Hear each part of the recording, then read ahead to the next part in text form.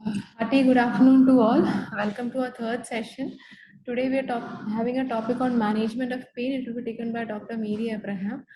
So before starting off, I wish all the wonderful doctors there a happy Doctors' Day. So we can have today's ma'am's presentation. We can have it for around 40 to 45 minutes, followed by 15 minutes of discussion. By 4, we can have our case presentation, followed by discussion. We can wind up our session by 4:30. Thank you all for joining in. Over to Dr. Sridevi. Thank you, Raju, and thank you for the lovely wishes on Doctor's Day. And I wish the same to everyone out there. So, and nice to see you again, ma'am, for another session. Now it's been several times we are meeting through Echo. Ma'am, can you hear us? Raju, ma'am, is able to hear us? Dr. Mary Abraham, can you hear us? Dr. Mary?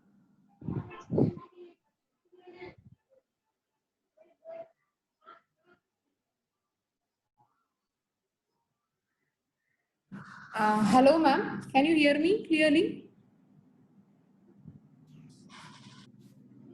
No, she's not hearing.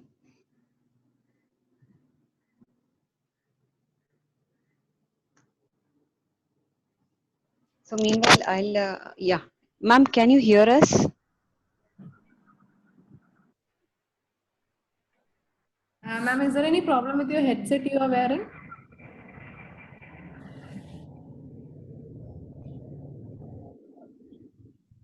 Can you just give a call over the phone and just ask? Because usually she doesn't have any problem with the internet. Sure. So I'll introduce Dr. Mary meanwhile. She's an anesthetist trained in palliative care a few years back from Trivandrum. She was there, I think, around 6 Hello, years. Rajalakshmi, you can't hear? Now we can hear Hello? you, ma'am. Yes, ma'am. We can hear you now. You can speak through the Zoom, ma'am. So I think that the problem is with the headphone, I think, Raju. To go out. Okay.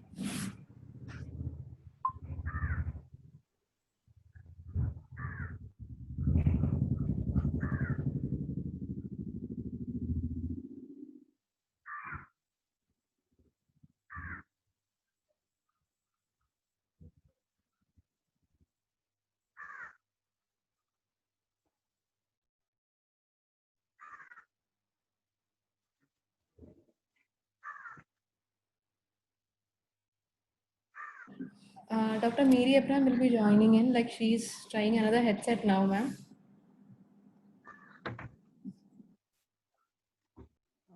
So meanwhile, I'll just introduce her. So Dr. Mary is trained as an anesthetist, was an anesthesia practitioner for many years in Delhi. She joined us a few years back for undergoing training in palliative care. And now she's helping us with many academic sessions, and she's now practicing palliative care in Delhi. No, we are still unable to hear her, right?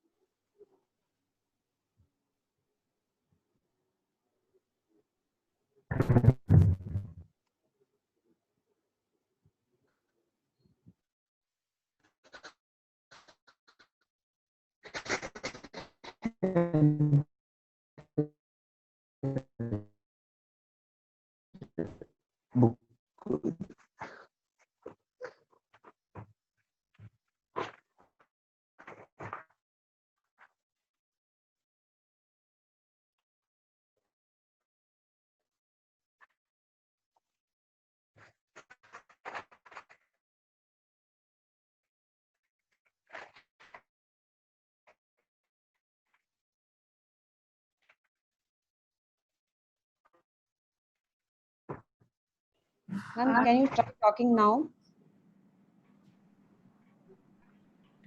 No, ma'am, we can't hear you. I think there's some problem with your headset. No, we are not able to hear you.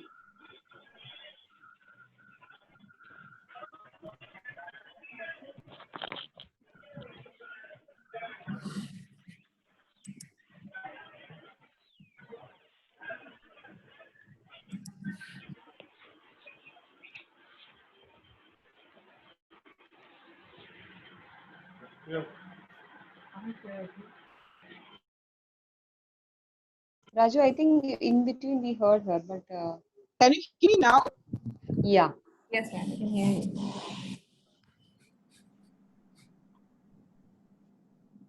Can you just try telling a few sentences so that we can just make Okay, sure? okay. Now can you hear me? Yeah. Very clear. Actually, I think, you know, in that room, that bandwidth is coming low. That's the Okay. Okay. now, So I now already it's introduced you. So now we okay. can. Yeah. Okay, ma'am. Welcome Okay. to the Thank you so much. session, ma'am. Thank you so much. I'm now sitting next to the thing, you know, the whatever it is called, the internet thing. You know, I think that is better. Yeah, we never had a So I problem with just your want, connectivity, so you can start. it's very hot now, so I've gone into the AC room. Okay. I think the internet is not coming there. That's the problem. Okay. So I'm Okay, ma'am. sorry for the little glitch at the beginning. Huh? Kindly excuse me for that. And once again, thank you all for wishing us a happy Doctor's Day, although it is a different Doctor's Day as compared to what it was earlier. Am I clear? Am I audible? Yes, ma'am. Can you speak a little more louder? Yeah. Is it clear now? Yes, it is. Is it okay now? It is okay, ma'am. You can continue. Okay. So wish you all the Doctor's Day, happy Doctor's Day from my side also. If you're not hearing me, please do let me know. Okay.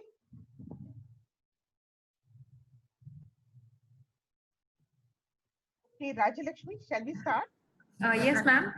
Your presentation is there. Can you see it? Yeah, I can see it. Yeah. Okay, you can start, ma'am. Yeah, but you want the first slide.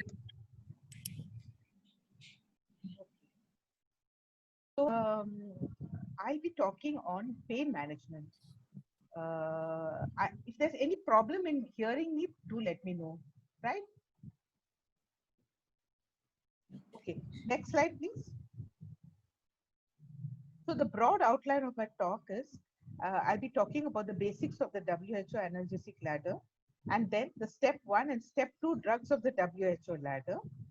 And after that, a little bit about the adjuvant drugs, the drugs that is used for neuropathic pain. Next, please. So in 2010, approximately 10 years ago, there was the International Pain Summit of the Indian Association of the Study of Pain. And there the Declaration Montreal was made, in which it was documented that access to pain management is a fundamental human right. So just like we have all the other rights, like right to health, right to religion, and so many rights we have in our constitution, access to pain management has also been made a fundamental human right. So, which means that it is right of all people to have access to adequate assessment and treatment of pain by trained healthcare professionals. So that was a landmark, document that was made, which actually made it easier for everyone to implement pain management all over the world. Next, please. So, coming to cancer and pain. Normally, cancer, people dread having cancer because they are more worried about the pain that is associated with cancer. So this is a big misconception that we as palliative care people need to impress upon the people that, okay, you have cancer, but you don't necessarily have to suffer pain, and we can easily treat your pain. So according to the International Human Rights Law, countries have to provide pain treatment medications as part of their core obligations under the right to health. So it is the obligation of every doctor to provide pain management to the patient. And in fact, failure to take reasonable steps to ensure that people do not have access to adequate pain treatment, if they do not have access, it is actually deemed cruel, inhuman, and degrading treatment. So that is pretty harsh words, I should say. That means a patient who's suffering from pain, it is actually a cruel thing, and we have to actually relieve that pain. And so cancer pain has now become a healthcare priority, and WHO has developed policies and strategies to treat it with emphasis on total pain management. I think all of you all are aware of what total pain management is. It must have been covered in your introductory talk. So we need to take care of total pain management, out of which physical pain is one part of that total pain. Next, please. So we come to the WHO analgesic ladder. So this ladder was formulated in 1986, nearly 40 years ago, and this was based on the recommendations of a group of international experts. And they devised this step ladder approach to manage cancer pain. Subsequently, over the last 3-4 decades, it has been translated into 22 languages, and it has served as a catalyst for treating cancer pain worldwide. Next, please. So the WHO analgesic ladder is a simple, well-validated, and an effective tool. It is a stepwise approach to treat cancer pain depending on the severity of pain. Prior to this analgesic ladder, people were dying in unnecessary pain. Why? Because, first of all, there was stigma associated with not only prescribing opioids, but also taking opioids because of all the drug abuse and the misuse of opioids. So people, even today, when you tell that you have to take morphine, they are a little wary. People are still wary because that stigma still left, that morphine is something which I will get addicted to. They're worried about addiction. So this was much worse long back, and also there were a lot of drug regulations to procure morphine, store morphine, and dispense morphine. So all this led to many people dying in unnecessary pain. And when the WHO formulated this ladder in which the step 3 was strong opioids like morphine, this actually legitimized the use of opioids in cancer. So it became legal, not only legal, people realize that it is something which the World Health Organization has endorsed. So there should be no harm in taking. Okay, next please. So, but before you know about the WHO ladder, because WHO ladder is based on treating pain according to its intensity. So we need to assess pain. Because if you're not assessing pain properly, you cannot implement the ladder in a proper way. So the first and foremost is, what is the intensity of pain? Then, is it nociceptive or neuropathic pain? So depending on that, you have to accordingly apply the ladder. So is the pain mild, moderate, or severe? So there are various scales like the visual analog scale or the numerical rating score. They are unidimensional scales. Unidimensional means they are assessing only the intensity of pain. They are not going into the emotional aspects or the other aspects which are necessary for a multidimensional thing. So based on the intensity of pain, these scoring systems are there. Okay. So it is very important to assess the pain. Next, please. So this is a WHO ladder. So it's basically a 3-step ladder. The first step is when the pain is mild, okay, around 3 to 4 or maximum 5. When you use a non-opioid analgesic along with an adjuvant. Okay, that is the step 1.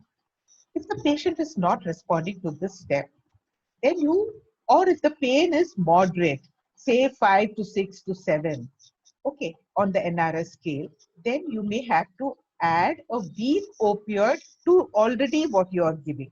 That is, you give a weak opioid with a non-opioid with an adjuvant. Okay. Now, in spite of this, if the pain is still not getting controlled, or if the pain is more than 8, which is severe pain, then we'll have to add a strong opioid to the step 1. That means you have to give a strong opioid, a non-opioid, and an adjuvant. Okay, so this is a 3-step analgesic ladder. Now, there are some modifications of the ladder which I will discuss later. Now, using this ladder, up to 71 to 76% of cancer pain can get satisfactory relief. Okay, but there is some amount, like 10 to 15% of patients who may not respond to even the 3rd step. So I will discuss that later. Next, please. Rajalakshmi, am I audible? Yes, ma'am, you are. Okay, thanks. Okay. So what are the salient features of the WHO? As pain and palliative care physicians, we need to be very well versed with this WHO statement. Okay. Because that is the basic framework on which you're going to give your drugs. So the important salient features are, it is all the drugs are given by mouth, by the ladder, and by the clock. Okay. And it should be individualized to the patient. Now, what does by the mouth mean? It means all these drugs of the WHO ladder can be given orally. This is the standard route of administration, even for the step 3 drug, which is a strong drug. So, because of that, it can be given at home because it's only oral administration. It can be given at home by the nurse who's visiting them, or even the caregiver of the patient can be totally apprised of how to give it and what dose to be given. So that is one big advantage. So it's given by mouth. All the drugs are given by mouth. The second is it's given by the ladder. That means you start from step 1, and according to the severity of pain, you move up to step 3 or step 2 or step 3, depending on the intensity of pain. So you're going up a ladder.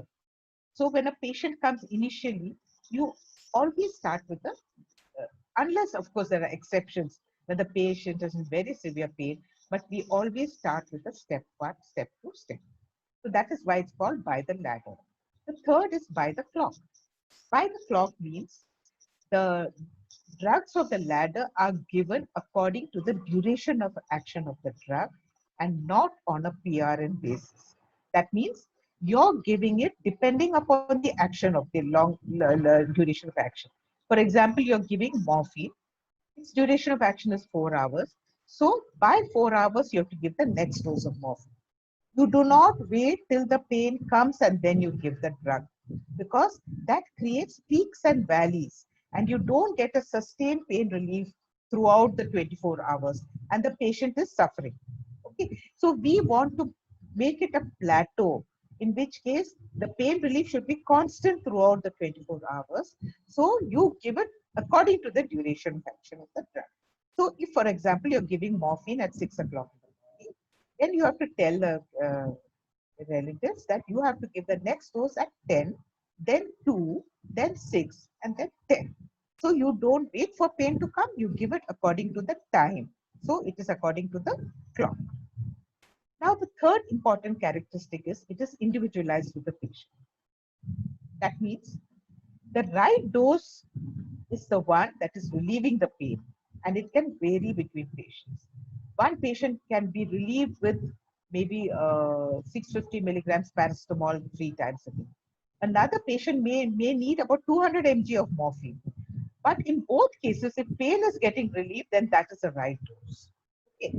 At the same time, you have to also tell that in between that time duration, if there is a breakthrough pain and the pain appears in between, then you have to also give them advice on what exactly you should do for this kind of pain.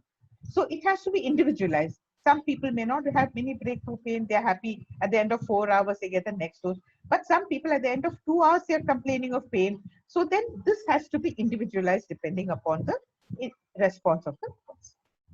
The fourth characteristic of the WHO ladder is this use of adjuvant drugs. So these drugs are added, if you look at my previous slide, it is added at every step of the ladder. Step 1, step 2, step 3, you can add adjuvant drugs.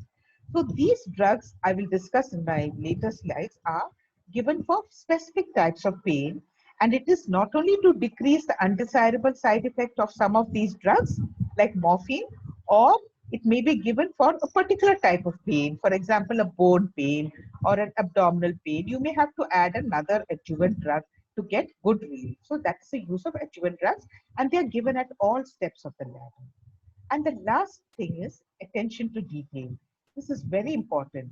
You can have a whole range of people coming. It could be a small child, it could be a frail old man, it could be a patient who has got comorbidities like diabetes or hypertension or cardiac disease, or they could have drug interactions. So the attention has to be paid to every detail of the patient, and accordingly the drug should be given. Also, you have to monitor the side effects also, very important. So we have to pay minute attention to see the patient response to your treatment. Next, please. So why is this WHO ladder has stood the test of time over 35 years? It's still going strong. It's because of its good advantages. First is, it is a very simple tool.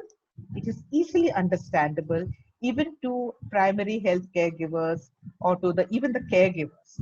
It's a validated tool. Validated tool means it has been proven to be effective. Okay, so if you give it according to how it is supposed to be given, you will get results with this tool. That is why it's called a validated tool. So it is not only effective tool, but it is also cost effective, because most of the drugs of the WHO step ladder are relatively inexpensive. So you don't need, it's not very expensive, so it's affordable to people all over the world.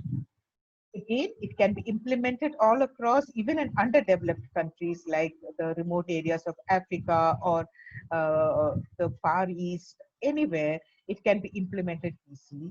Well suited for home care because of its advantages, that it can be given by mouth, according, if you have apprised the patient how to give it, they can easily give it at home.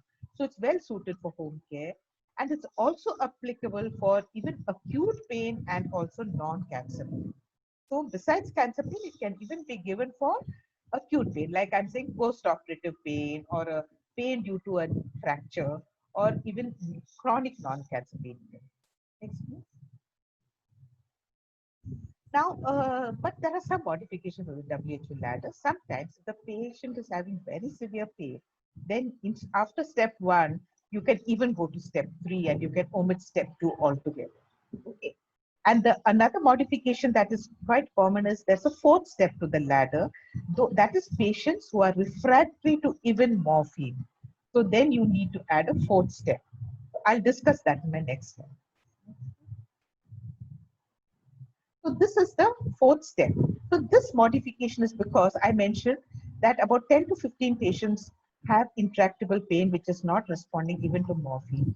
So in 2000, the modified WHO ladder was devised, in which step 4 drugs techniques were added. They include, sometimes you may have to give a nerve block or an epidural injection or a patient-controlled analgesia or a neurolytic block, like for example, pancreatic cancer, you may have to give a celiac plexus block, or you may have to give intrathecal implantable devices like intrathecal morphine or spinal cord stimulators. So they are advanced modalities that you can give for those patients who are not responding to even morphine. Okay, so that is a small minority. It's only about 10 to 15%. Next, please. So let's discuss step 1 drugs. So the step 1 drugs are paracetamol and non-steroidal anti-inflammatory drugs. And like I said, they are combined with an adjuvant device. Next, please. So paracetamol. So paracetamol is a very, very common drug used in cancer pain. And it is called paracetamol in India and Europe, but in US it is called acetaminophen, but they're actually the same. So how does it act? It has a predominant central action. It inhibits the cyclooxygenase enzyme in the central nervous system. It has no peripheral COX inhibition. So the side effects are less with paracetamol as compared to NSAIDs, which have a predominantly peripheral cyclooxygenase inhibition. So paracetamol has predominantly an antipyretic and analgesic action with no anti-inflammatory action. Next. So what are the dose recommendations of paracetamol? It is safe at a dose of 12 to 15 milligram per kg every 6 hours. So you can go up to 3 to 4 grams a day, but the single dose should not exceed 1 gram. Normally we give 650 milligrams, but it should not definitely exceed 1 gram per dose. Now it does have a potential for hepatotoxicity, but even then it is safe in liver disease in doses of 2 to 3 grams. That means you can still give it in patients with liver disease, but at a lesser dose. It's Very safe for pediatric use. It can be given up to 15 mg per kg every 6 hours, and toxicity only occurs in doses of more than 90 milligram per kg. The numbers needed to treat, that is the NNT of paracetamol 650 milligram, is 5, which means for every fifth person that you give paracetamol, one will have good pain. So this the numbers NNT is 5 of paracetamol. Now, sometimes oral route may not be feasible. For example, a patient with oral cancer, or those who have got trismus, who cannot open their mouths, or who've had a major surgery, for mandible, CA mandible. So in such cases, you can give it even rectally, but whenever the oral route is feasible, that is the best route. Next, please. So why is it become such a popular drug in cancer treatment? It's because of its advantages as compared to NSAIDs. It has, like I mentioned, a very good safety profile, and the undesirable effects are not very common. It has no adverse effect on the gastric mucosa, well tolerated in patients with peptic ulcer, no adverse renal effects, no effect on platelet function, so platelet aggregation is preserved. It is tolerated by people who are hypersensitive to aspirin, so less allergic manifestations, and it also does not affect the plasma uric acid. So all these are very common in NSAIDs. That is why I've tried to compare these. But there are some drawbacks. One is it has to be given every 6 hours. So the frequency of administration is every 6 hours. Secondly, it does have a potential for hepatotoxicity, but that is when you give high doses of more than 4 grams a day, or in those patients with impaired liver function, those who are alcohol consumption of more than 3 drinks a day, and those whose body weight is less than 50 kilograms, in which case you restrict the total dose to 2 grams. Next, please. So what is the role of paracetamol in cancer care? I said it is a mainstay drug of the WHO ladder because of its good safety profile and because of its opioid sparing effect.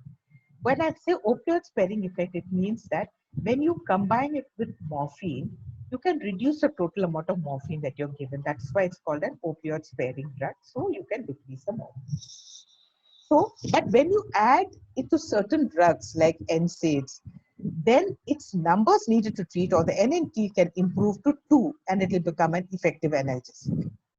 I said earlier its NNT is 5, but when you add it to NSAIDs, then for every 2 patients, 1 will get good relief. So that's a very good NNT.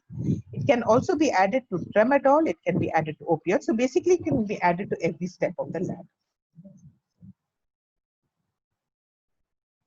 Next. Okay. Now we discuss the next step 1 drug, which is a non-steroidal anti-inflammatory drugs. So this is a very commonly available over-the-counter drug. We all know it's easily available. It has both analgesic and anti-inflammatory properties as opposed to paracetamol, which doesn't have anti-inflammatory. So what are the indications of NSAIDs? It is a step 1 drug. It is primarily used for nociceptive pain. That is pain associated with inflammation or injury, or in case of cancer, when there is a soft tissue infiltration or bony metastasis.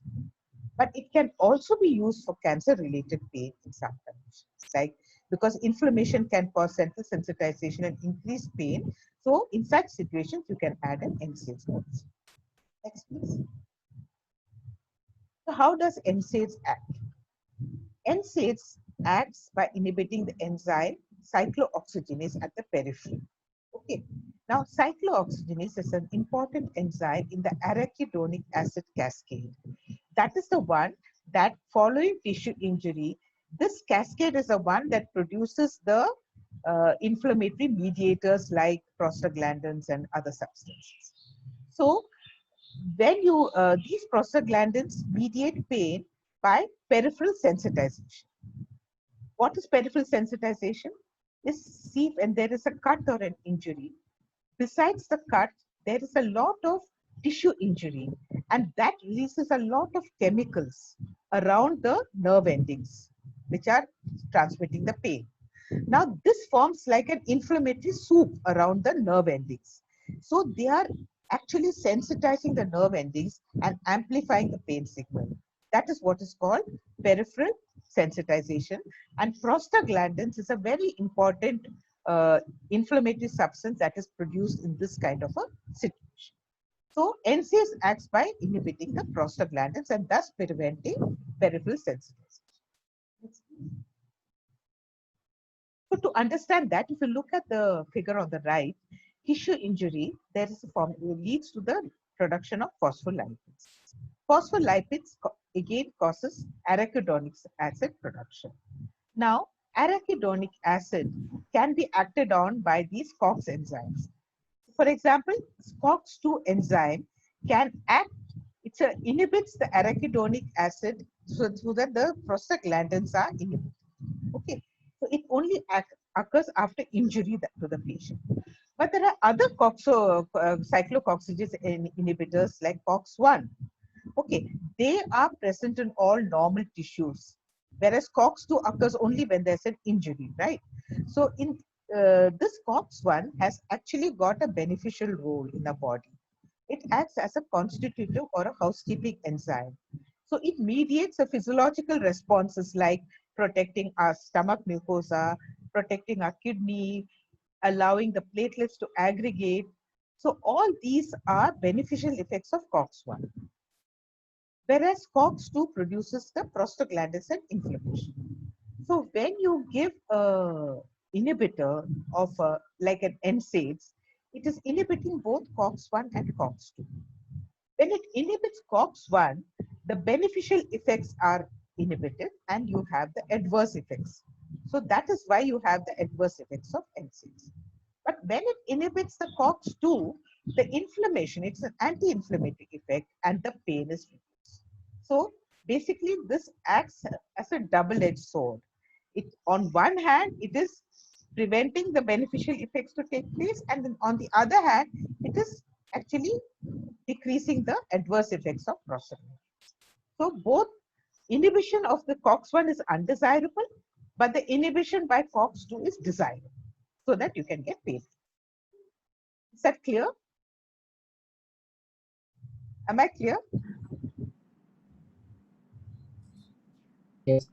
Okay. So next, please. So non-steroidal anti-inflammatory drugs are of two varieties. One is a non-selective NSAIDs, which inhibits both COX-1 and COX-2. So you have both the beneficial as well as the adverse effects. And the second is the selective COX-2, which interferes only with COX-2. So it is supposed to have only the beneficial effect, whereas it is not inhibiting COX-1. So the beneficial effects of COX-1 is preserved and only the COX-2 is inhibited. So these are the two basic classification of NSAIDs. Next, please. So now let's discuss non-selective NSAIDs. The prototypes of non-selective NSAIDs are ibuprofen, brufen, naproxen, and aspirin. So like I said, they're inhibiting both COX-1 and COX-2. And because they inhibit COX-1, it has adverse effects like GI side effects, hypersensitivity like angioedema, urticaria, bronchospasm, and the adverse renal effects. But because it is inhibiting COX-2, it has beneficial effect, that is anti-inflammatory, analgesic, and antipyretic effects. So non-selective NSAIDs is a double-edged sword with both adverse and beneficial effects.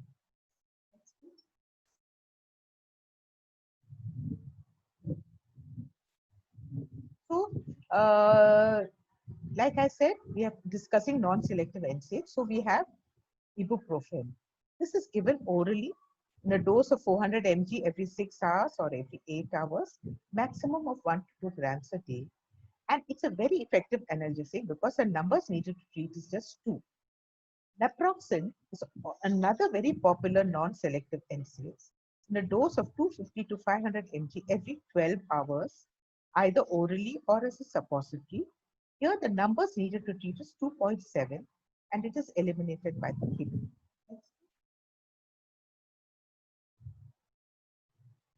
So what are the side effects of non-selective NSAIDs? The side effects of this is mainly because of the COX-1 inhibition. So you can have cardiovascular side effects like increased risk of hypertension and heart failure. You can have renal side effect, which occurs only in less than 1%. And then you can have gastrointestinal like bleeding and ulceration, hypersensitivity like allergic reactions or asthma, etc. So these are all the side effects of non-selective NSAIDs because of COX-1 inhibition. So what are the risk factors? We have to think of GI toxicity, renal toxicity, and risk factors for stroke and MI. So patients who are susceptible to GI toxicity are those who are elderly people on already NSAIDs, who have already taken for a long time, they are prone to toxicity, those who have history of upper GI bleeds, and those who are on drugs like aspirin, steroids, etc. So that can enhance the bleeding problems. Those who have renal toxicity, again, particularly diabetic patients, elderly people, those on nephrotoxic drugs, be very careful when you're giving NSAIDs. Now, there are some patients who are at risk for stroke and MI. In such patients, we should be very careful to give and not give COX-2 drugs, which I will discuss in my next. Next, please. Now, coming to COX-2 inhibitors. These are those inhibitors which are only inhibiting COX-2 and not COX-1. So the examples are etoricoxib, like you give in a dose of 60, 90, and 120 mg, but it's a once a day dose. The other drug that is predominantly COX-2 is diclofenac sodium, which can be given orally or intravenously in a dose of 50 milligrams every 8 hours. Okay. Maximum dose of 150. It's a very effective analgesic. Its NNT is 2. Now, NSAIDs can be given topically also. It produces an analgesic effect with less risk of systemic absorption and toxicity as compared to when you give it orally or IV. So, various NSAIDs are available for topical use, includes ibuprofen, diclofenac, piroxicam, ketoprofen, etc. So, they can be quite effective also. Next, please. Now, coming to selective COX-2 inhibitors, I mentioned that they have inhibiting only COX-2. So it is actually preserving all the COX-1 effect.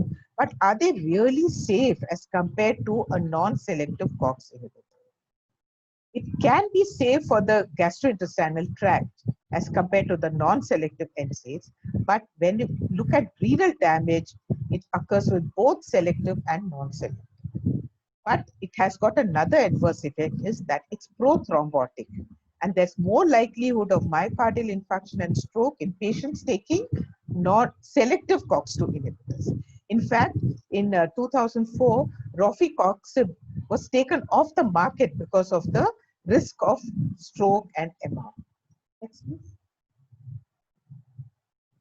There was a Danish study in 2010 in which they showed that increased cardiovascular morbidity and mortality, and it was more with rofecoxib, diclofenac, and it was also more when you give high doses for longer time. And they found that ibuprofen and naproxen are safer in these high-risk patients. So just remember, patients who are at risk of MI and stroke, it's preferable to give ibuprofen and naproxen as compared to a selective COX-2 inhibitor. Next, please. Some precautions, I have already discussed it. I just briefly go through it, that you have to always give a gastroprotective drug. Be careful when you give it with patients with acid peptic disease, asthma, and those on steroids or renal dysfunction, gout, etc. Ensure adequate hydration of the patient. That is very important when you're giving NSAIDs. Be careful when you're using with nephrotoxic drugs like dyes that are used for imaging. If there's a bleeding tendency, avoid it. And avoid COX-2 selective inhibitors in patients with atherosclerotic disease, coronary artery disease, or cerebrovascular disease. Next. Now, we have finished step 1, and now let's discuss step 2 drugs. So step 2 are used to treat moderate pain, and they are always combined with a non-opioid and an adjuvant drug in addition. Next, please. Now, the main advantage of step 2 drug as compared to step 3 is that they are weak opioids, so they are not controlled drugs, so more easily available as compared to the stronger opioids. So it is given for pain of moderate intensity, not controlled with step 1, but sometimes you can skip this step altogether and you can go directly to step 3 in severe pain. And the drugs that we commonly use as step 2 drugs are tramadol and tapentadol. Next, please. Now let's discuss tramadol. Is very commonly used. It is a centrally acting synthetic weak opioid, and it has a dual method of action. First is it's an opioid receptor agonist. That is why it's called a weak opioid. But there is a less tendency for respiratory depression and addiction potential as compared to morphine. The other method of action is it is blocking the presynaptic reuptake of serotonin and norepinephrine. So it's actually acting on the descending inhibitory pathway of pain by increasing the levels of serotonin and norepinephrine at the synapse. So it is inhibiting the pain by acting on the descending inhibitory pathway. So it is more effective for neuropathic pain where the NNT is 3.8. And very often we are combining tramadol with paracetamol for cancer pain, because when you combine the two, it is more effective. Next, please. The side effects of tramadol are nausea, vomiting, dry mouth, constipation, dizziness, sedation. So that we have to keep in mind. How do you give it? It has got a very high oral bioavailability. An oral dose is 1/5 as potent as morphine. So it can be given 50 to 100 mg every 4 to 6 hours with a maximum dose of 400 mg. The intravenous dose is 1/10 as potent as morphine. That means the oral dose is more potent than the intravenous dose. So the equianalgesic dose of tramadol and morphine is 400 mg tramadol is equivalent to 40 mg of intravenous and 80 mg of oral morphine. So you divide it by 10 or 5 depending on whether you're giving it intravenously or oral. Now sustained release formulations are also available. So you can give it maybe twice a day then, you don't have to give it every 8 hours. So both 50 mg and 100 mg formulations are available, which is called tramadol SR. Next, please. Tapentadol. This is another step 2 drug. It's also very similar to tramadol in the sense that it is a newer drug. It's a weak opioid, structurally related to tramadol. Action is also similar to tramadol. It's a mu receptor agonist and it acts on the inhibitory pain pathway by preventing reuptake of serotonin and norepinephrine. But the side effect profile is better as compared to tramadol. And the dose is also very similar actually, up to 400 mg, and again sustained release formulations. Codeine I will not discuss because it's not available in India. And the next also I'm not discussing. Next slide. This also is not available. So if you want to combine good analgesic combinations, what are the guidelines? First is never use 2 drugs of the same category. That means you don't combine 2 step 1 drugs. You only combine one. Or other thing is, like for example, COX-1 and COX-2. You don't combine both of them. You give either of them. Then again, you don't combine a weak opioid with a strong opioid. Give either of them. Okay. But the combinations that are good are paracetamol or NSAIDs with morphine, or paracetamol with NSAIDs, or paracetamol with tramadol. So you can combine these kind of drugs, but not like what I mentioned. So adjuvant drugs. So adjuvant drugs I mentioned in the step analgesic ladder is it's given at every step of the ladder. Step 1, step 2, step 3. Why do we need to use adjuvant drugs? Now, cancer pain has got many facets. It's not just a nociceptive pain that can respond to either NSAIDs or to morphine. In addition, you have very often muscle spasm, you have muscle spasticity, you can have neuropathic pain, very common, you can have bone pain, you can have pain due to bowel obstruction, and pain can cause lack of sleep. So many problems can happen. So you need to add adjuvant drugs to handle all those kind of problems also. That is the role of adjuvant.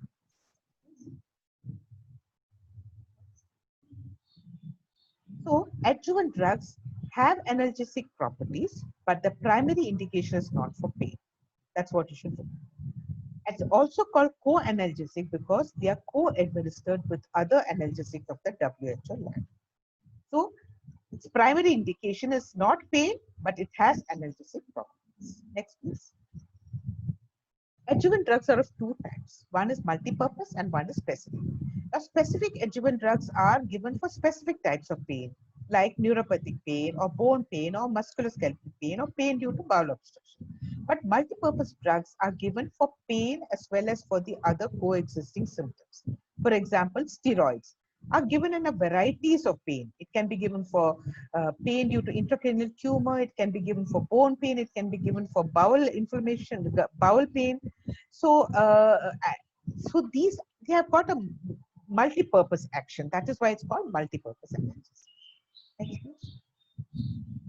So let's discuss neuropathic pain because that is very common. It can occur in 40% of patients with cancer. Whenever a patient with cancer comes, first of all, you have to differentiate whether the patient is having only nociceptive or neuropathy. So you need to know how to identify a neuropathic pain. So the current definition of neuropathic pain, according to the IASP 2018, is that it is pain caused by a disease or a lesion in the somatosensory nervous system. Now, in nociceptive pain, your nervous system is intact. It is only the tissue injury that is happening, but the pain signal is transmitted along a normal pathway. But in neuropathic pathway, the pathway itself gets diseased. So you have a different kind of experience of pain. So the pain has very often a dysesthetic quality. That means it can be burning, shooting, electric current, it can be allodynia, hypersensitivity. So that is when you say that there's a neuropathic component to the pain. Okay. So this is, like I said, very common in cancer patients. So you have to identify whether the patient has got neuropathic element also to his cancer. Next, please. So why does it happen? It's because cancer can invade the nerves. It can be one nerve. It can be the whole plexus of nerves. Then the treatment of cancer itself can cause neuropathy, like chemotherapy-induced peripheral neuropathy or radiation-induced neuropathy, or it can be due to surgery when a nerve is cut during surgery. That also can cause neuropathic pain. So very commonly encountered in cancer. Next, please. So in neuropathic pain, earlier the contention was that morphine and step 3 drugs are not effective for neuropathic pain. That is what we were earlier thinking. But subsequent to this study, they found that strong opioids like morphine and methadone can be useful in malignant neuropathic pain and can be given as a first-line treatment. So that is something very quite recent, maybe 15 years ago. Similarly, transdermal fentanyl has also been found to be effective for certain kinds of neuropathic pain. But the commonly used drugs that are given are the weak opioids like tramadol and tapentadol, and the other drugs for neuropathic pain, which I will discuss in my next. So the most commonly used drugs for neuropathic pain are the anticonvulsants, antidepressants, and like I mentioned, step 3 drugs like morphine and methadone, particularly methadone, and step 2 drugs like tramadol or tapentadol. The less commonly used drugs are local anesthetics, NMDA antagonists, corticosteroids, and GABA agonists. Next, please. So there's a neuropathic pain ladder. That is also a 4-step ladder. In step 1, you can give either a tricyclic antidepressant or an antiepileptic. In step 2, you're giving an antidepressant and an antiepileptic. In step 3, you're giving an NMDA antagonist like ketamine. And in step 4, you can go to IV lignocaine infusion. Okay. So this is also a sort of a step ladder for neuropathic people. So why is anticonvulsants used for neuropathic pain? Because the underlying pathophysiology is very similar to epilepsy and pain. Because in both there is a neuronal hyperexcitability, and these anticonvulsants are actually dampening the neuronal excitability. And the most commonly used anticonvulsants are gabapentin and pregabalin. Next. How do they act? they are basically binding to the voltage gated calcium channels in the presynaptic neuron. Okay, and because of that, there is no calcium influx. I can show it to you. Calcium influx is not occurring into this area, and because of that, there is less release of the neurotransmitters, and because of that, there is less postsynaptic irritability or excitation. So these drugs, previous slide, these drugs are blocking the calcium entry into the presynaptic. Next, please. So the commonly used drugs are gabapentin and pregabalin. The main advantages are it is very good analgesic effect, particularly in neuropathic pain, but it has got side effects, and that has to be explained to the patient, like excessive somnolence, dizziness, ataxia, fatigue, impaired concentration, edema, and weight gain, which you have to explain to the patient. Okay. Gabapentin is relatively less expensive than pregabalin, but very useful drug. It is be titrated in steps to the final dose. Like you start with 100 mg or 300 mg, and then you gradually increase it. But like I said, it's less expensive. Pregabalin, on the other hand, you can titrate in just 2 to 3 steps, but its main disadvantages and more expensive than gabapentin. Next, please. And these are the other drugs that we use. The commonly used another drug is sodium valproate.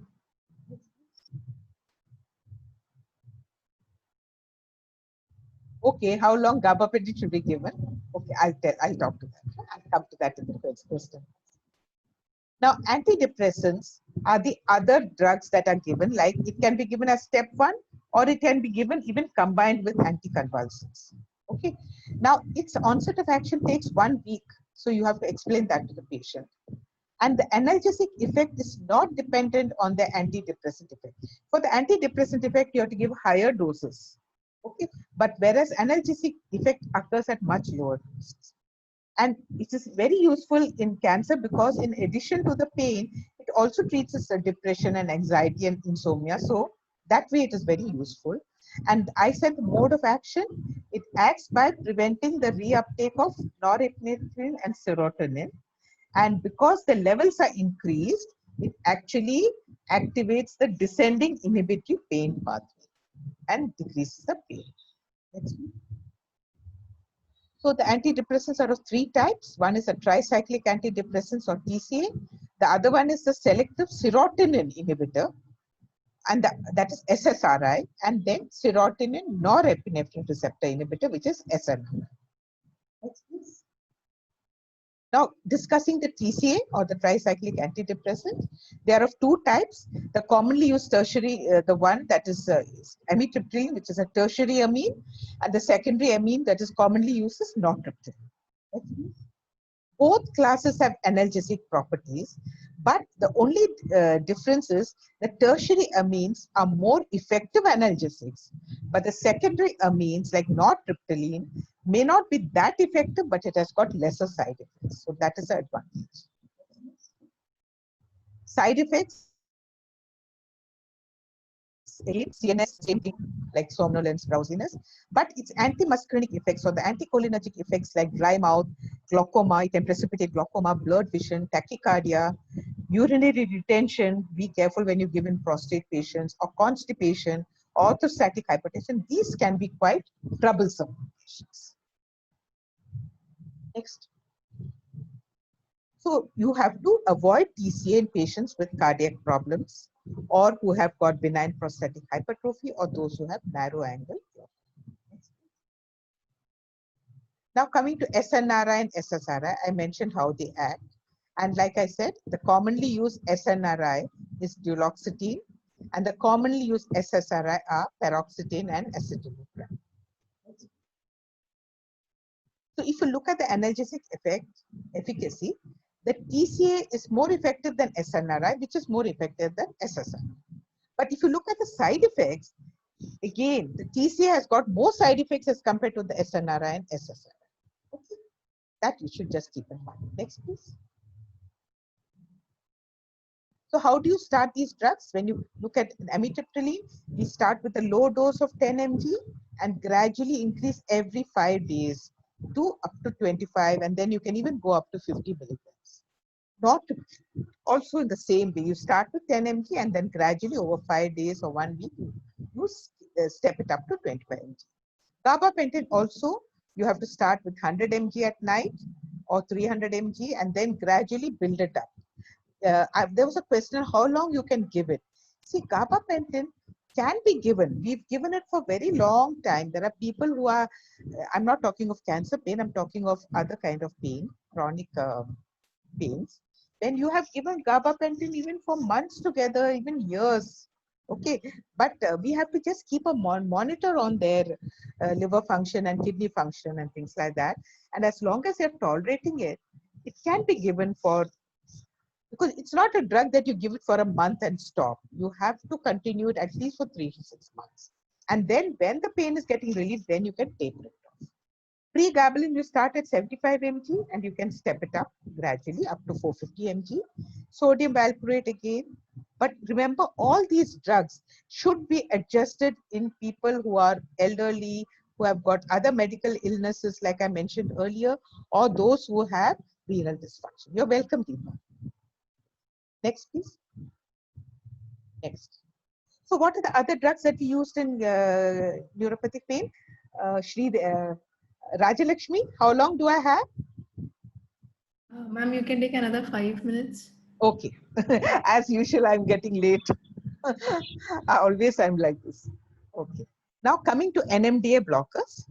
NMDA blockers, they are very effective for neuropathic pain. And the very common NMDA blocker that we are using are ketamine. The other ones that we are can be used are amantadine, dextromethorphan, memantine, and methadone. Methadone is a opioid which is also very effective as an NMDA blocker. Magnesium and calcium infusions also may be given for neuropathic pain, particularly for chemotherapy-induced neuropathy. Next, please. So how do you give ketamine? Ketamine is an anesthetic. We are using it for anesthesia, but for analgesia, you give sub-anesthetic doses. So when you want to give oral ketamine, you give in a dose of 10 to 25 mg TDS. If you want to give as an infusion, you give 50 to 100 mg per day, maximum dose of 200 mg. Then there's a burst ketamine protocol also, in which you give a pulse or a burst course for a maximum of 5 days, starting at 100 mg in 24 hours. And then after 5 days, after 3 days, you go up to 300 and then 500. Okay, that's called a burst ketamine dose. Next, please. But remember, there are side effects of ketamine, and they are dysphoria, hallucinations, nausea, vomiting, dizziness. So to prevent it, you can give a drug like haloperidol or benzodiazepines. Okay, so they will definitely decrease the hallucination and all the dysphoria and things like that. So invariably, when you're giving ketamine, we always give a midazolam along with it. Next, please. Local anesthetics. So they are, like I mentioned, it is a step 4 drug and it's very useful for pain that is not responding to the other line of treatment, particularly for severe intractable crescendo kind of neuropathy. So it acts by decreasing the neuronal excitability at the level of the sodium channels. So how do you give it? Next, please. Next slide. Okay. Here you can give infusion of Xylocard. 5 milligram per kg, you calculate the dose, add it into a bottle of saline and give it over 1 hour. Okay, but at the same time, you must monitor the patient's cardiac monitoring, monitor for the CNS side effects, and give it for 1 hour. The effect can be repeated. Maybe you can repeat it the next day. And if the patient is responding to this, then you can even start on oral mexiletine, which is also acting on the sodium channels. Okay. Next, please. Now the same lignocaine topical neuroanalgesics are, lignocaine can be given topically or capsaicin can be given topically. They are also very good for neuropathic pain. So let's discuss lignocaine. Now 5% lignocaine patches are available in India. Okay, and you can give up to 3 patches in a day, but the protocol is you put it for 12 hours and take it off for 12 hours. Okay, so And you can do it for 3 consecutive days.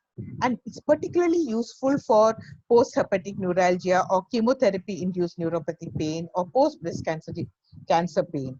So these patches are available. It's expensive, but they are available. Next, please. Corticosteroids, again a multi-purpose drug. It's used for a variety of pains like neuropathic pain, bone pain, headache due to brain tumors, arthralgia, hollow viscous obstruction, or spinal metastasis. Okay, next please. But it has got side effects when you give it for a long time. You're well aware of that. Next please. So the drug that is commonly used is dexamethasone. Why? Because it has got a long duration of action. So its half-life is 36 to 54 hours. So you need to give it only once a day. And it has also got less mineralocorticoid effect. So the water retention, etc., is less. Sodium and water retention is less. Next, please. So you can give in various ways, low dose, high dose. But just remember, steroids are always given in the morning because they can cause insomnia. And when you're giving a steroid, you must give a gastroprotective agent also along. Next, please. Okay, so these are, maybe when you get my slides, you will be able to see all this, so I won't go through this. Next, please. Then there are GABA agonists like baclofen, which is useful for pain due to neuropathic pain, which is associated with spasticity. So this again, it can be given very useful as a adjuvant drug. Next, please. Bone pain. Now, we know that skeletal metastasis is quite common in some types of cancer. They are called skeletal related events. So this affects the quality of life. It's very, very painful and patients have a lot of pain. So you need to treat that kind of pain. So what are the drugs that are effective? Next, please. You start off with corticosteroids and NSAIDs, but you can give calcitonin, bisphosphonates, denosumab, and palliative radiation for bone. Next, please. How does bisphosphonates act? It actually inhibits the osteoclastic activity. And so there's less bone resorption and it stimulates the osteoblastic activity. And that's how it relieves the pain. So the commonly used drug is zoledronic acid. But just remember, there can be some symptoms, side effects like pyrexia, flu-like malaise, and of course, a very dreaded thing called osteonecrosis of the jaw. Next, please. Denosumab, this also can be given for bone mets, but not for prostate metastasis. Okay, so this is more expensive, but less side effects than zoledronic acid. Next, please. We can also give targeted radiation of the bone for bone pain. Next. Pain due to bowel obstruction can be treated by steroids, octreotide, anticholinergic agents like hyoscine, butylbromide, glycopyrrolate, etc. And sometimes you can give a combination of all of them to reduce symptoms for bowel obstruction. Next. So the other adjuvant drugs are the skeletal muscle relaxants like tizanidine, clozoxazone, thiocolchidoside, or neuroleptic agents like olanzapine, particularly when there is a delirium and agitation, antibiotics, sedatives, anxiolytics, laxatives. These are all considered adjuvant drugs because they are reducing the symptoms of the patient. Next, please. To summarize, the WHO ladder is a very comprehensive ladder, which is starting from mild pain to severe pain, also taking into effect the other kinds of pain and the other symptoms of the pain. So it has become the sheet anchor of cancer pain management. And its main advantage is it's simple and easily implemented, and it has legitimized the use of opioids in cancer and non-cancer. Thank you. Thank you so much, ma'am. Thank you for the presentation. We will be sending the PowerPoint to you all, so you can. So, madam's slide has every details in every slide. You don't have to read textbook again. So every important point is included in each slide. So you just have to go through the slides. And many of the things like use of steroids in bowel obstruction, everything will be coming again in the session for bowel obstruction. You need not worry about all this. So that will be taken in detail again. So we can take a few questions, maybe the most important 1 or 2 questions before moving on to presentation. One question was already there in the chat regarding the use of gabapentin.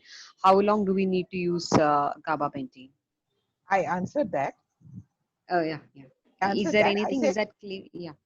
because gabapentin is not a drug that you stop at the end of 2 weeks or 1 month. You may have Yeah. to continue it, but just monitor your Yeah. liver function and renal function and give it at the minimum effective dose. Okay, like you, for example, you can even taper it and keep it at a minimum level, like 100 milligram, 300 mg or something like that at night, one dose. That can be continued for a longer period of time, because cancer, of course, has a limited lifespan. But there are patients with non-cancer pain who may need to take it for months together also. But just keep a monitor the patient. That's the main thing.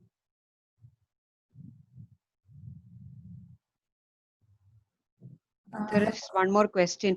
I can't read it. Like I'll just. I'm using the same screen.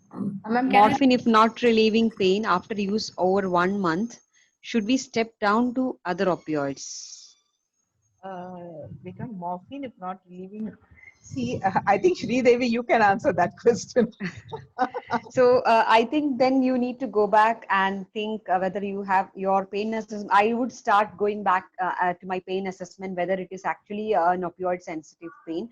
I do a thorough pain assessment again, and then I'll if, because you are actually stepping down. So why it is not responding to morphine? Why? What is the patient telling about the pain? So I think there are a lot of questions. Raju, can you just The read other them, because question I using the saw tab. is, will lignocaine patch be useful in treating muscle cramps induced by some chemotherapeutic agents? Won't be useful for muscle cramps. It's only for neuropathic pain. The pain has to have the dysesthetic quality, the burning pain, the allodynia, all that should be there. That is the one that is effective for lignocaine patch, not for muscle cramps. Okay? And chemotherapy agents can also cause this neuropathic pain. For that, it is effective. And how much saline for lignocaine infusion? You're talking of, this is patch. Now, infusion is a different one. So normally what I do is I calculate the dose of morphine, I mean lignocaine, 5 milligram per kg. So 50 kg hai to 250 milligrams. I add it in 500 ml of saline. Okay, and then I give that over 1 hour. Okay, and this, but remember, do the cardiac monitoring and monitor for any CNS toxicities. These are the two things you should watch. There is one more question regarding opioids. So question on opioids we will take up for next session. That is more about opioid and fentanyl, that we will go in detail about step 3 in next session. So please wait for the next session to come up, because then we can stick on to NSAIDs. And last session there were questions regarding combining NSAIDs, and madam's presentation very well mentioned in one slide. COX-1, COX-2 cannot be combined. So there are, I think Raju need to Management of burning mouth syndrome. There's one. Yeah. Management of burning mouth syndrome. See, for burning mouth syndrome, I'm telling you, neuropathic drugs have to be given. Okay, very good. You know, when you give tryptomer and or an anticonvulsant, you know, these are the very good for that kind of burning mouth syndrome. And this happens very often with radiation. You know, after radiotherapy for the mouth, I mean, for oral cancer, very common to have burning mouth. And also for sometimes even all these head and neck cancers is very common. So for such patients, these neuropathic pain drugs have to be given. Okay, they'll be very effective for them.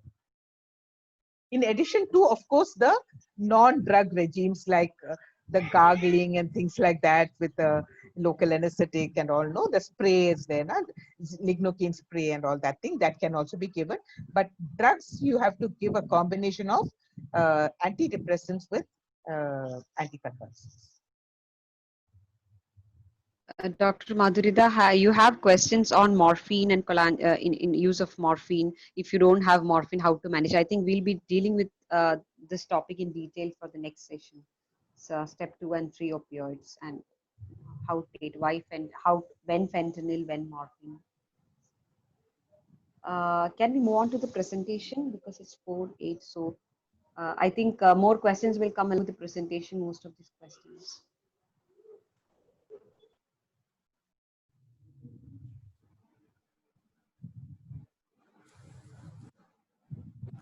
Dr. Deepa? Yes, yes, ma'am. Can you hear me? Yes, I can hear you. Yeah. Shall I start, ma'am? Sure, ma'am, you can start. Good afternoon, everybody. After the enlightening lecture by Mary, ma'am, it was really wonderful, ma'am, to hear your lecture. I'll be Thank you. presenting case presentation on a 56-year-old female patient who was diagnosed with herpes zoster, and subsequently she developed post-herpetic neuralgia. So she visited our dental college with a chief complaint of pain and even swelling on the right side of the face, which was present since 15 days. So she had a long history of present illness. Initially, it started with running nose, myalgia, and then subsequently it was followed by intense throbbing pain on the right side of the face. So this pain was associated with burning sensation, and she also had watering from the eyes also. And then this pain also radiated to the back of the head, and the pain was also there in the right back teeth, the posterior teeth, the maxillary teeth. So after this, there was appearance of vesicles and blisters on the face, and which had discharge. So before she developed the vesicles, she had visited a physician who just gave her analgesics and a topical anesthetic gel, but she did not have any relief. And then she reported to us when she had all these vesicles and all that on the face, and intraorally also they were. So the pain was very severe with burning sensation, and she also had pain on the arms, which radiated to the back of the head. So she had a history of chickenpox in childhood, and medically she was a known asthmatic patient. She used to take steroids, and also a diabetic since the age of 34 years, and she was on insulin therapy for the same every day. Next slide, ma'am. Extraoral examination, she had clusters of vesicles which are present on the right middle third of the face, and she had lymphadenopathy also, and the vesicles were seen distributed on the upper lip, zygoma, nose, under the lower eyelid. So there were some ruptured vesicles near the philtrum, leaving there the ulceration. So and on the right arm also there were clusters of vesicles were there. Cranial nerve examination, there was hyperesthesia. When we just touched it, she had a lot of pain.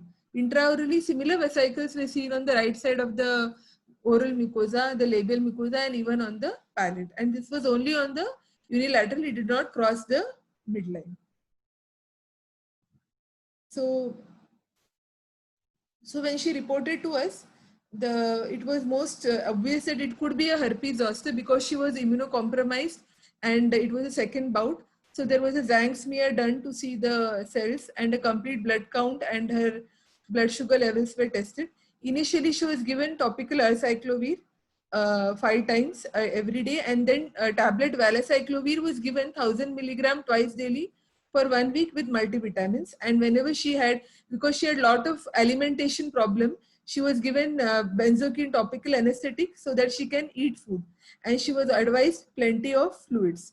But what happened is her pain was still persistent. After the vesicles crusted and they dried off, there was still the pain was persistent, and she complained of burning, singeing pain, which was there on the face and more on the arms. So before that, we gave her gabapentin drug, and the sleep was also disturbed for her. So we had given her clonazepam 0.25 mg. Next slide, ma'am. So her psychosocial aspects were she had disturbed sleep cycle due to the pain and burning sensation. Her normal day-to-day activities were hampered. Social interaction also had hampered because this pain continued for a long time. So because of that, she had to be counseled for these symptoms. And on subsequent visits, hospital anxiety and depression scores were taken, which she had a moderate score of 9. Both the anxiety and the depression scores when they were tabulated together. Next slide. So these were the medications as earlier I discussed, and because of the still persistent pain and because of her old age, so that we thought that she could be having a post-herpetic neuralgia, that is due to the Wallerian degeneration of the nerve fibers, and therefore we gave her gabapentin 300 milligram for 7 days, and then it was continued for nearly around 21 days. The treatment continued, and because of a disturbed sleep cycle, clonazepam was given at night for 10 days. Then this patient took a longer time to recover, nearly a month after that, slowly she had relief from pain. So this could be due to because initially the antiviral drugs were not started at the right time. Maybe the antiviral drugs were started in a later period. So the patient, because of her old age, has developed the complication of post-herpetic neuralgia. Next slide. So the main concern is their difficulty in alimentation, hampered social interaction, and normal day-to-day activities because of the severe pain. And so we had to see that she has relieved, and she was counseled sessions every time she used to come. A counseling was given. Other than that, she had no domestic or any other problem. But because of this pain, her normal day-to-day activities were hampered. Next slide. So to summarize, she was a middle-aged female with medical comorbidities, which predisposed her to the development of herpes zoster. And because of the multiple dermatomal involvement, like the maxillary, even part of the ophthalmic and the cervical dermatome were involved, so the severity was more. And it is always advisable that the antiviral therapy should be started earlier and should be continued for a longer duration. And whenever gabapentin or any other tricyclic antidepressants should be given to control the pain. And simultaneously, we should also discuss her anxiety and depression and other psychological comorbidities so that there is a holistic approach in her treatment. Next slide, ma'am. So main points to be discussed are like management, because it comes under neuropathic pain, a chronic pain. Comorbidities need to be assessed, and we need to verify the anxiety and depression by different scales. And initially her visual analog scale was 9, which was later reduced to 3 after nearly about 1 month.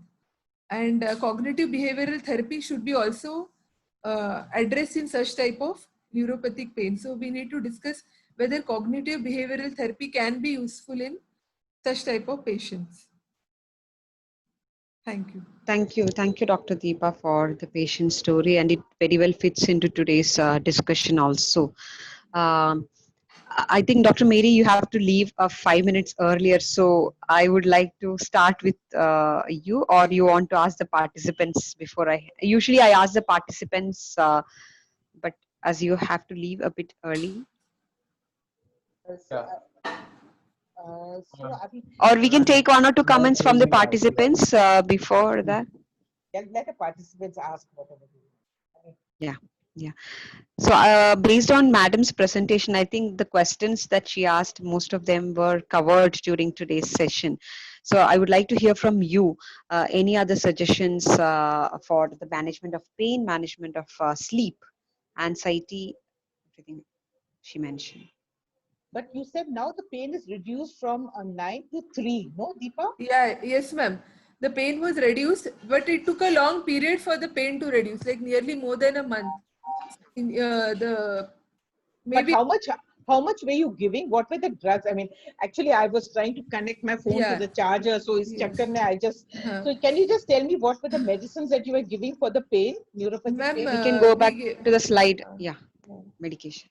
Ma'am, gabapentin was given, and with that, because of her disturbed sleep pattern, even clonazepam was given to her. I think in addition to this, you could have added a tricyclic antidepressant. Yes, ma'am. Like amitriptyline. That will be the step 2. You know, you can easily, because this kind of pain can also respond to tryptomer or nortriptyline or something like that. That would have also been effective. And how old was she, you said? Ma'am, 56 years old. She was 56. Even take more gabapentin if it is required. Okay, tryptomer you start with 10 mg and gradually over 1 week build it up to 25. And gabapentin you can make it even more also. Okay. Because 300 mg BD is also a very low dose. Gabapentin go up to 3,600. And 56 is not that old also, you know, you can do that. And like you said, clonazepam you've given, that's a good dose. You can even make this double also, 0.5 also you can make it. Huh? Okay, ma'am. And like you rightly mentioned, she has to be counseled. Maybe CBT would be useful. And also sometimes you have to explain realistically that this is not something that we can, just treat it like that. If That it takes 50%, 60%, 80% relief, you must consider that a good thing, good. Yes, And a lot, just by talking to them, you can make a lot of difference. I tell yes, you, ma'am. if you establish a rapport with them, they will, that itself is like almost like a medication only. Yes. Okay. So this kind of a multimodal therapy, like by adding a sedative, by counseling them, giving them positive feedbacks, and maybe some psychotherapy for her because she has got anxiety and depression. Maybe some psychological counseling also can help. Okay. Yes. And I would say that to this you could have added antidepressant. That would have also helped. Yes. And Thank if that doesn't work, then we can even think of a stellate ganglion block. It's more on the Okay. face, no? Yes, ma'am. It's more on the face, on the maxillary division, and then on the arm and thoracic, cervical area. She has more on the face. Options like if you want to go to step 4, it would be either a stellate ganglion block or a maxillary nerve block or a mandibular nerve block. They are, it can be given right over here. Yes. Pterygoid fossa, you can give it. Yes. So these are the things that you could have considered. Considered. Yes, ma'am. Thank you, ma'am. So Deepa, you were telling it took a month to reduce the pain. Is it because of the slow titration? Like Ma'am, sometimes we just yeah, start a medication and we send the patient back, and then we yeah, review only after a month. yeah. Yes, ma'am. Is that the reason? I just Yeah, I wonder. gave her only 300 mg. It was continued for nearly 15 to 20 days. I did not increase the dose because of her, mainly because of her age. And I was giving her clonazepam also. So I was worried that maybe, once in between for 1 week, I had given her thrice daily also. She was fine with that. But actually, when I did a subjective pain, the pain was reduced, but even then the persistent after effect of pain was still there for a longer time. So that And another thing, Deepa, you could have added a tramadol to her. Tramadol is very good for neuropathy. neuropathy. You Yes. have not added any of the analgesics. Analgesics, yes, ma'am. That was my initially we gave, ma'am, but when it came to post-herpetic neuralgia, we stopped all that. The tramadol was given only for a short time. When No, she no, you can continue the tramadol. It is a safe okay, drug. You can safe continue it. drug. Yeah. Okay, ma'am. Yes, yes. There are a lot of misconceptions. We feel that we should give it for some time only, maybe for 5 days or 7 days, and then stop. So we are on dental side. Particularly this kind of pain, you may have to continue it for months also. Okay, ma'am. Okay, thank you so much. Another option you can add to this. Yeah. Yes. You have managed it really well. At least you have started a neuropathic pain medication, which very rarely happens. People usually just send them when they are in a severe pain and come to us. Nothing have been given. So at least you have started something in. Yeah. So, madam, what would you suggest on the follow-up? So a patient comes with neuropathic pain. So we cannot titrate the dose up like in any other like NSAIDs or step 3. So how would you titrate? Like the patient will be coming from long distance, like so you cannot just tell her to come after a month. So what would you do for increasing the dose? Would you titrate? I titrate on the phone quite a lot.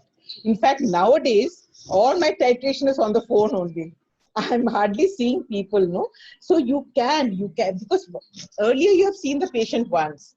The subsequent things you can a lot do telephonically.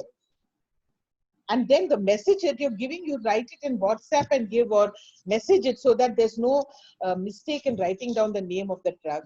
So that can be done, but a lot can be just spoken and told also, A lot of titration can be done telephonically. That is what most people are doing nowadays.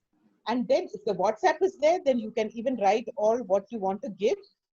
The medications can be written and given so that they have they will not make any mistake in the medication error will not be there.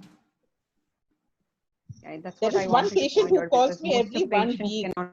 She calls me every 1 week and I titrate the medicine for her. So most of the patients may not be able to come back to us after weeks so that we can Yeah. titrate. You don't have to So we physically see usually them. do it over the phone. Yeah, yeah. But once you have to see the patient, without seeing you can't There do is anything. one chat. So there is a question: tramadol, gabapentin, and clonazepam together, will they not cause a lot of dizziness? How best to give these to minimize dizziness? See, I'll tell you something. Whenever I give any of these drugs, particularly tryptoma, I always tell them to take it at 8 o'clock at night. Okay. You know what mistake people are doing? They're having it at 10 o'clock, 10:30, 11. When they have the dinner, they'll have it. I said, no, this has to be taken at 8 at night. If you take most of these drowsy medicines like gabapentin and tryptoma at 8, the effect will wear off the next day morning. By the time they get up, they feel more fresh and less dizzy. So that is one thing I always tell them, this you have to take it at 8 o'clock at night. But I don't think, provided you start with slow dose and step it up, and if they're having dizziness, then you come back. But otherwise, it can be given. I don't think it will be much of a problem. And I think the key would be we are not telling to start everything together. So it's like one by one. So like a ladder that Madam was mentioning, neuropathy ladder. You start with the step one, optimize the dose in the step one. Okay, not working. Go to step two. If not all working, you can even stop the step one and jump onto the step two, and then think and titrate up the step two analgesics in an optimum dose. So we are not combining everything together like a cocktail, but we have to monitor effect of each drug, and then we need to think whether you need another one or we need to increase the same one. Start at a low dose and then step it up. By the time the body also gets used to that, you know. So that is rather than start off. I always start at a low dose and then slowly, gradually titrate it up depending on the patient. Is there any other question? Because Madam has to attend another meeting at 4:30. So at least 2 minutes before that, we have to leave her. Is there any other question before she leaves? Then we can ask her. Please go through the slides and the step ladder, and there is if I can get the document on chronic pain management guidelines, I'll send you that also. And also you can refer WHO recommendations for management of neuropathic pain, which is released in 2019, where they have clearly mentioned about all these adjuvant drugs used for chronic pain. Because Dr. Deepa's presentation had a question on management of chronic pain, and CBT we will be covering when we moving on to the session on psychological issues, and we'll have a psychologist talking more about it. Anxiety depression scale you have already used. Oh, sorry, ma'am. Huh? Can I leave? Sure, ma'am. Sure. Thank you so much, ma'am. Thank you so much for coming again. Yes. And see you next time soon. Thank you so much. Thank you, doctor.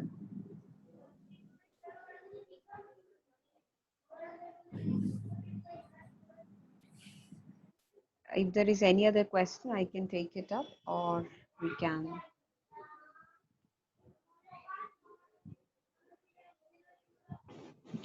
Ma'am, I have one a more thing, question when you here. send the, yes, please.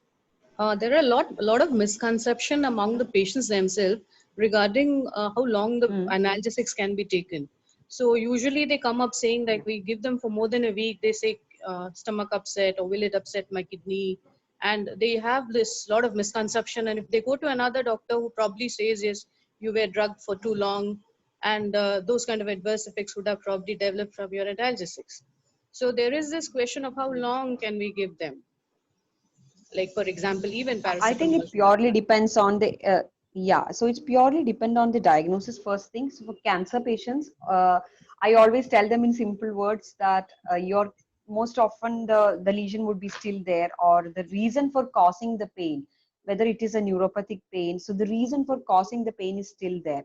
Most of the patients, when they are in the curative stage, you can always wean off all these medications. But for chronic pain, you will have to give it for a longer period of time, not even a week or a month. They may be taking these medications for a year. The moment you give paracetamol, the patient will ask, what about my kidney? So I think explanation matters a lot. Tell them tell them you are optimizing the dose so that your kidneys are not affected. We know that you are not taking paracetamol. First thing, it is not going to affect kidney. Second thing, if you are worried about the liver toxicity, you are giving optimum dose. You are not telling them to take a 10 tablet or something at a time. People do have these misconceptions. I totally agree. But I think when you explain to them uh, why you are giving it for a longer period of time, and I usually tell them that you have any doubt, you can come and ask us, because when they, for our patients, they'll be like you said, paracetamol and NSAIDs for months. So sometimes a relative, a doctor will tell, oh my god, you are taking paracetamol 1 gram for more than 2 months. So I always encourage them to come back to us and ask any doubt if there is any. So that's we cannot fix that problem, but yeah, we should be sure of what we are giving, how long we need to give, and just tell what you feel directly to that patient. Thank you, madam. So there was a question on trigeminal neuralgia from Dr. Deepa. Someone, I just saw the message. Yeah, So that was me. the drug of choice. Oh, okay, sorry. I can't see anyone in the video because I'm logged in from the tab, so I can see only 4 icons. Uh, the drug of choice for trigeminal neuralgia in the chronic pain management guidelines is carbamazepine, and I'll try to forward that document so that all the doses, everything will be mentioned in that. We do give tricyclic. We do generally follow this neuropathic pain ladder, whatever pain they are, neuropathic pain. So proper assessment is mandatory. Pain score, the type of pain, so that we can differentiate whether it is neuropathic or is there any nociceptive component. So the same ladder we follow. We can try with tricyclic antidepressants, and the drug of choice is actually carbamazepine. So that is what is recommended. Ma'am, actually we give carbamazepine, but after a certain period of time, carbamazepine is not effective. So the pain, like even if you have increased the dosage to around, 200 or 300 mg 3 times daily also, then for some time it is effective, and later they come back that no, still the pain is there. After maybe, 6 months or 8 months, they come back to us. So what to do in that case, actually? So if the carbamazepine is not working, if it is not effective, I definitely stop the drug and move on to the next step in the ladder. I'll definitely try. We generally start with amitriptyline, which works really well for many of the pain. As Madam told, people are worried about the drowsiness part, so we tell them to take it before 7 to 8 p.m. so that they can have a good sleep, and morning there won't be any drowsiness. So it works well. Titrating the dose every 3 to 5 days. It is. I tell the patient that you will not see the effect immediately, like you are taking an NSAID. It will take another 3 to 5 days to show the optimum effect, and keep titrating every 3 to 5 days till the patient gets good pain relief. I'll stop the point where whenever the patient is telling intolerable side effect like severe drowsiness or urinary hesitancy, I will stop there and switch over to the next step. Thank you. If there is any other question, please send to us through email. We can always get back to you, or you can put it in the WhatsApp group. Ma'am, one more question there. You Yes. said ketamine is supposed to be quite effective. Conditions where we can use ketamine and neuropathic pain also, can we try ketamine? Yes, so ketamine is generally recommended for pain when there is a central sensitization, because it is a NMDA receptor blocker. So whenever there is a patient telling you pain started from one arm untreated, and the patient telling you I have a whole body pain, that means there is a central sensitization. If you remember Dr. Rajgopal's session on central sensitization. So that is the time where we use ketamine for managing pain. So we use ketamine burst therapy that comes for that happens for 3 to 5 days. So you break the pain cycle, then your analgesic starts. Analgesics will become more effective. We will deal with the ketamine burst therapy in detail again with Dr. Rajgopal. But in summary, that is where we use ketamine. So every drug you have to think where it is acting. So it is an NMDA receptor blocker. So think whether there is a central sensitization, then only ketamine will work. So I think we have reached 4:33. Thank you so much, everyone. If there is any unanswered question, please send us email. We'll get back to you. We'll be sending the materials as soon as possible. And please share your feedback through the link provided in the chat. And tell us in person also if there is anything to be improved during the session. Thank you so much. Thank you all. So I've shared the feedback link. Give it a minute, do it, then only leave the meeting. So thank you all for joining today. So we can see you next Wednesday with the continuation of management of pain opioids. So we can see you next Wednesday. Bye.